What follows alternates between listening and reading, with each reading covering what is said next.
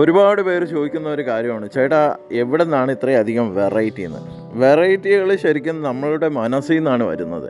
കാരണം നമ്മളൊരു വെറൈറ്റി ചെയ്യുമ്പോഴായിരിക്കും നമുക്ക് അടുത്ത ഒരു വെറൈറ്റിയെ പറ്റി ചിന്തിക്കുന്നത്.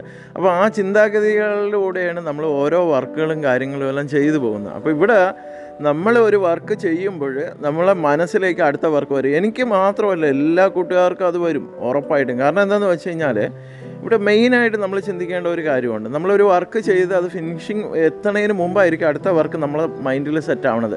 അപ്പം നമ്മൾ ചിലപ്പോൾ അതിനുള്ള മെറ്റീരിയലെല്ലാം നമ്മളെ കയ്യിലുണ്ടോ എന്ന് അറിയാൻ വേണ്ടി എല്ലാം ചെക്ക് ചെയ്ത് നോക്കുന്ന ഒരു കൂട്ടത്തിലാണ് എല്ലാവരും. ഏകദേശം എല്ലാവരും അങ്ങനെയായിരിക്കും.